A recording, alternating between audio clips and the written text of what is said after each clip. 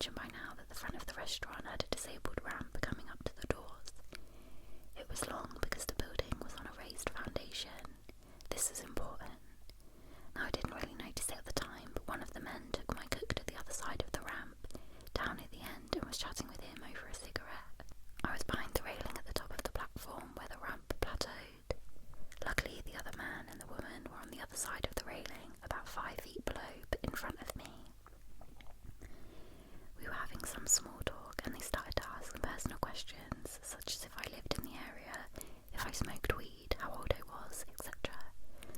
I hadn't quite learned yet that telling strangers such personal things wasn't a good idea. However, this for some reason was starting to raise some red flags. I gave very vague answers to all her questions as best as I could. Unfortunately, they still persisted in trying to have some sort of communication with me outside of my work, whether or not I said no. I suppose when they finally realised that I wasn't going to give that information up, the woman finally got to her point. She told me that she had a business offer for me. It was for a cleaning service. I don't like cleaning anyway, so regardless, I would have said no. However, what she said next solidified my answer. She proceeded to tell me that she owned a maid service called the Pretty Kittens Maid Service. She said she needed pretty and young girls like me, that she had 10 girls now as it was, and she wanted to expand. She mentioned how they get paid 30k. She didn't specify the time length, and how it would be a great opportunity for me to help her with her business. I instantly knew at that point that it certainly wasn't a maid business and I was in danger. However, I didn't understand just how much danger I was in. I politely declined her offer and told her I liked my job as it was. I was satisfied working for my boss. She tried to further convince me by telling me how easy it was and reiterating how much I'd make under her supervision. She mentioned how she had a van for her business and described it to me. I can't exactly remember what she told me, but I do remember how she told me to follow her to her car. She said she'd show me a picture of her van in her car, but her phone was in her hands. I knew for certain I wasn't going anywhere with her, or near that car. I declined yet again and said that I was fine right where I was. I said she could show me on her phone instead, but she was hesitant. After which she proceeded to end the conversation and left with the 2 men. A little shaken, I walked back into the restaurant with my cook and told him what I had just experienced. He joked about how I'd have good money if I went with them. Because I didn't take the situation as seriously as I should have, I laughed with him. At the end of that night, when the cook's grandmother came to pick us up, I mentioned the weird interaction. A panicked look came over her and she sat silent, staring at me. I got confused and asked her if everything was okay. That's when I learned the signs of human trafficking. She broke it to me that I was almost trafficked and I was incredibly lucky I didn't get kidnapped. My stomach dropped and I started to panic at the realisation of just how much danger I was in. Nothing really happened after that, except for the red binder and the black pen I told you to remember.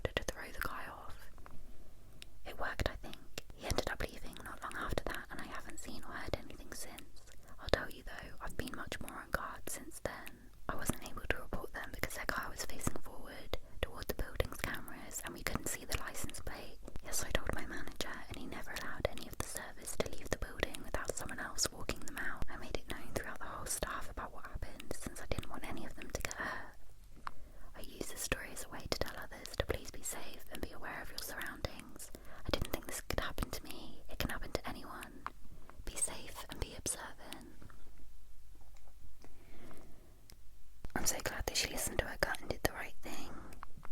Who knows what would have happened if she went to the woman's car.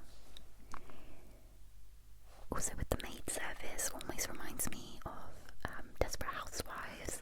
I think it was Susan. Like, her landlady ended up recruiting her into her maid service, and it was just like pretending to clean on camera in like lingerie. So it could have been kind of like that situation, but who knows. The next one is called Don't Pick Up Hitchhikers. I, female 52 at the time, was travelling by car to an out-of-town job assignment. I'd stopped at a popular and busy gas station / travel stop to fill up the car and stretch my legs, use the restroom and grab a snack. I was approached by a developmentally disabled woman who appeared to be in her mid-20s. She was looking for a ride to a town a couple of towns over. Her ride had abandoned her while she was in the restroom. She was a little upset. She didn't have a cell phone and didn't know any phone numbers, so I could call someone for her. I checked with the employees at the store, and they said that she had been there for an hour looking for a ride because she said her friends left her while she was in the restroom. I then made the decision to do something I've never done before: offer a stranger a ride. I wasn't going to the town she wanted to go to, but I was heading in that direction, and I told her I could drop her off at the grocery store in the next town, where I would be turning off to go to my destination. The grocery store was always busy, and it was very likely she'd have an easier time getting a ride to where she wanted to go. Also, she'd be 5 miles away from where she wanted to go instead of 25 miles, and she'd have an easier time walking that distance if she had to. This was agreeable to her, and we set off. Right away, I noticed a van following us. I tried to lose the van, but it kept pace. Meanwhile, the woman wanted to play with my phone. I told her no, it wasn't a toy, it was for work, and I moved it out of her reach. The van speeds up and starts to get closer. The woman suddenly remembers her boyfriend's phone number, and we need to call him. I can't use my phone while driving. This was pre-car sync voice-activated operation, and I was approaching the outskirts of the business district of next town, and no cell phone use while driving signs everywhere. I told her we're almost to the grocery store, we can call him from the parking lot. She becomes agitated and yells, "No, you have to take me home." I told you I can't do that, I'm not going there. It's in the opposite direction of where I need to go, and I'm expected soon. We'll call him from the parking lot. She becomes more upset and frustrated. The van is getting closer. I pull into the grocery store parking lot. It's about 4 p.m. The grocery store is busy. I pull up in front of the store and ask for her boyfriend's number. She can't remember his number. She won't get out of the car. She's arguing with me, and the van is pulling into the parking lot. There's a sheriff's deputy parked nearby, and I roll down my window and signal that I need to speak to him. He walks over and asks me what's going on. I tell him where I met the woman and how she won't get out of the car, and under my breath I tell him the van has been following us. The deputy tells the woman, "She brought you where you asked her to. It's time for you to leave her car now." She slowly gets out of the car, and I ask once more for her boyfriend's number, and she says, "You're crazy, I don't have a boyfriend. Oh look, there are my friends now." And she points to the damn van. The deputy and I share a look, and he says, "Give me your contact info. I can delay them for about 20 minutes while I check their license and registration and lecture them about abandoning a special needs adult. You get out of here and I'll check on you before my shift is over, and don't pick up any more hitchhikers." I left and went on to my destination. He called me to make sure I got to where I was going and told me that they were keeping an eye on the van and its owner. He told me he also contacted a colleague at the sheriff's department in the county where I was working, and that she would contact me in a day or two. While I was on assignment there, I spoke to 2 deputies and a detective about the woman and the van. No one ever told me anything about them, but they were very interested in them. My nightmare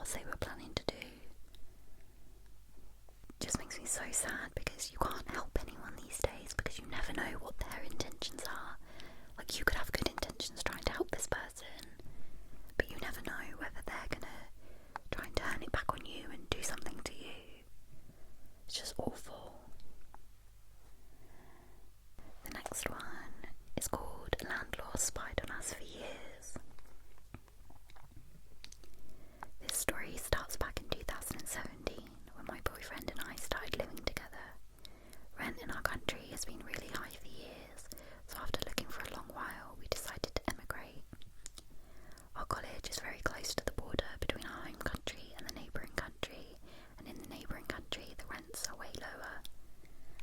After a few months we found an apartment. It used to be the old hay attic of a farm, but a rich couple, the landlord, turned the attic into an apartment years ago and turned the rest of the house into a home for themselves. We loved the place and signed the rental agreement and moved in September of 2017. At first all was great. We liked our landlord and his wife, even though they were a bit eccentric, but after a while things became less comfortable.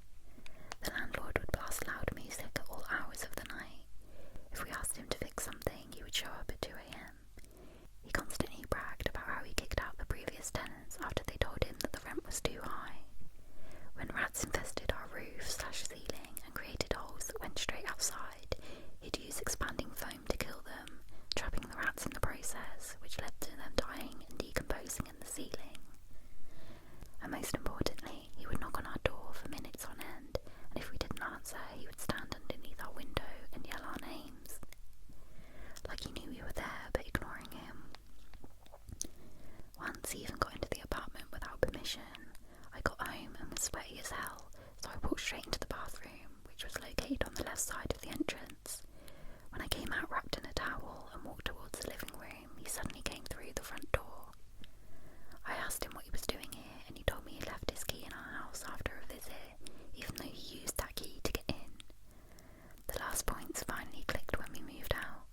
The landlord was about to move to Poland, and the new landlord was a dick, so we decided to move out. We told him about it and he said, "Well, can you give me back my camera then?" We thought he was joking, but after he left we suddenly felt so weird about it, so we checked. The apartment had a very high pointed ceiling, so we had to use a ladder, but there on the high horizontal beam we found a small camera pointed at our living room. I think I still have the video somewhere of my boyfriend cutting the wire. All of a sudden the cam network we saw on the Wi-Fi list on our phones was gone as well. We moved out and thought about pressing charges, but this man had a great lawyer and was long gone by then. I really do need to say, Landlord, let's not meet. As recently one of our new neighbours told us a man called Landlord's name was in our street looking for us. Oh my god, that's terrifying. This is probably a bit TMI, but one of my mental health issues was paranoia. Luckily, I'm on medication and it's helping, but I used to literally feel like someone was watching me 24/7, like through my windows and even in like windowless rooms. So this would send me over the edge. Like the thought that someone is just watching you, like what is fucking wrong with people? That's a complete violation of privacy, obviously. But like, how does anyone even have the idea to do that? Like, how fucked up do you actually have to be? God, that's truly disgusting. The next one is, I think my friend poisoned me and wants to eat me. Jesus Christ. I know this sub is usually just for scary stories and encounters, but I could really use some advice too, and I didn't know where else to post and feel this suits this sub best. I, 19 female, have had this friend, 19 male, who I've known for many years, but was never close to. Recently, coming back from uni for summer, I went back home and stayed with my parents. There isn't much to do in my hometown except for hanging out with my friends and smoke/drink, so that's exactly what I did. While hanging out with my friends, I ran into the guy. I'll call him Sav for the purpose of this story. Sav has always seemed like a chill guy, typical 19-year-old man who studies business, living off of daddy's money since he comes from a wealthy family. As soon as we reconnected, we developed a closer friendship. He started hosting at his house and my friends and I would go. When we smoked, he frequently brought up his fantasies of killing and eating someone. Of course, all of us being high would just laugh it off and considered it to be shock humour. However, he would never laugh while making these jokes. We, my friends, had agreed he was pretty creepy, but we chalked it up to him just being too high. That is, until I started hanging out with him alone. We have a pretty small friend group that hangs out nearly every day. Sav and I stay up pretty late after everyone's left, usually until the sun comes up, which is how we got so close. Because it would just be us at the end of the night and he would drive me home.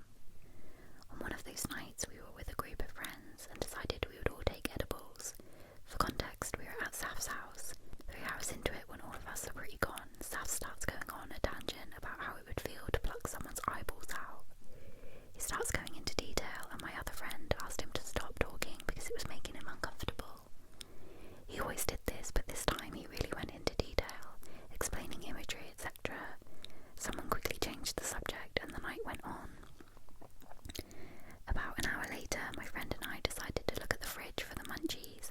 As we look in the fridge for shit to eat, I feel someone put their arm around my neck, and I feel something quite heavy putting pressure on it, and as I look down, I realise Saf is holding a knife to my neck and holding my other friend with his other free hand.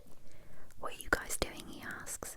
Keep in mind we were all very high, so I start laughing it off and going along with what I thought was a joke. As my friend and I answer him, I realise he still hasn't pulled the knife off my neck and that he was in fact holding it closer, to the point where I started to cough. Thankfully the knife was quite dull, but it was still a massive kitchen knife. As soon as I realise he isn't letting go, I let out a scream, nothing too loud or alarming. I was hoping he would also assume I was joking. He then lets go and walks away. The night goes on and we quickly forget about what happened. Saf offers to drive my friend and I home at the end of the night when everyone's left. My friend and I didn't have a car or money, so we accepted. On the drive home, stopped at a red light, he made my friend get out and check if the car was damaged because he had seen someone bump it while driving.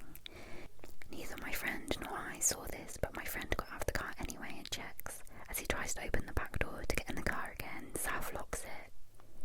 The light has now turned green, and thank God it was only 5 AM because there were only 2 or 3 other cars around, but they all started beeping and swerving as to not hit the car or my friend. As my friend and I are yelling for him to open the door, he drives a couple inches forward, putting the tyre on my friend's foot. He then unlocks the door and watches my friend yell at him for being trapped under the tyre. I look over to Saf and I see him hysterically laughing and putting the car in reverse for my friend to get in. Once we get back onto the road, he starts driving like crazy, which isn't unusual for him, but he was a lot more reckless that night/morning. Now before you all judge me for staying friends with such a weird and dangerous man, keep in mind it had never been this bad before. He just said really weird shit every now and then, but I honestly thought it was an intrusive thoughts thing. I struggle with mental health and I have the most vile and weird intrusive thoughts, so I thought that was it. And as for the night I have mentioned, we were all really high on edibles, so although I was very weirded out, I thought he must have been just super high, and so was I. So I convinced myself I was overreacting. Then one night we go to a party together. We then got back in the car for an after party, but on the way realised it had been cancelled. Saf then asked me if I wanted to go back to his house, eat something, watch a movie and smoke. It was still really early in the night, so I agreed, knowing I wouldn't be asleep for a while. We pull up, he tells me to make myself comfortable and he's going to cook us some pasta.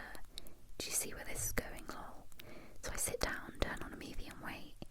He comes back out with the pasta and I eat almost all of it, and a few minutes into the movie I start feeling very ill.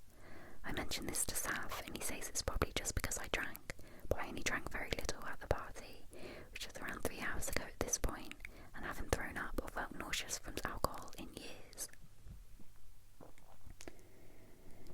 As time goes on, I keep feeling worse and practically beg him to take me home. He refuses because he is in his house, understandable. However, this is the first time he's declined taking me home. At this point, I get a really bad feeling along with the sickness, and my body decided I had to get out of there. I thankfully had some money with me, so I ordered a cab and went home. In the cab on the way home, I started vomiting out the window because of how much pain my stomach was in. I get home and I just collapse, but I'm unable to fall asleep because of how much pain I'm in. Then I start thinking about all the times he's mentioned the desire to kill someone and eat them. He always talked about how he would eat a girl's thigh because he believes it would be the juiciest, how he would only eat a girl and not a boy. Since that day, I've kept my distance, but I've been fighting with myself internally, asking, did I get poisoned or did I just drink too much? Is he a psychopath or just a little weird? I truly don't know, so please, any advice is appreciated. As I've mentioned, I've been friends with him for years and developed a close relationship, and I do love him as a friend, just not enough to get eaten. So, my probably cannibal friend, let's not meet again. I don't know what advice she needs because she should know to get the fuck out of there. Holding a knife to someone's throat is never a funny joke. That alone is cause enough to stop being their friend. The jokes or the comments about eating someone, sorry, no. Even if they are intrusive thoughts, I don't, you just never know. Seriously, just fucking get out of there. person is not your friend. And it doesn't even sound nice. Like, what is his redeeming qualities? Why would you want to be friends with him anyway? Okay, the last one is called My Creepy Ass Landlords. Another creepy landlord. Recently, I moved out of my apartment. I simply had to because I didn't feel safe with my landlords. I lived in this really nice Dumbo apartment in Brooklyn for a few months with my roommate who paid for most of the rent since her parents are super rich. Our landlords were actually this seemingly really sweet couple who lived a few floors above with their kids. The first few weeks were somewhat normal, except for the fact that every time I saw their kids in the elevator, they would scream at me before they got off and then just ran away. I thought it was funny and cute at first, but then their eldest son came to visit and started doing the same thing, and he looked about my age. I didn't really think much of it since maybe he was just playing with his younger siblings. Shit got weird really when I bumped into all of them together and we talked for a bit. Out of nowhere, while we were having a pleasant conversation, the dad apologised to me, saying that his son might act strange because he's, you know, a R word. I was pretty shocked with him just saying that out of the blue.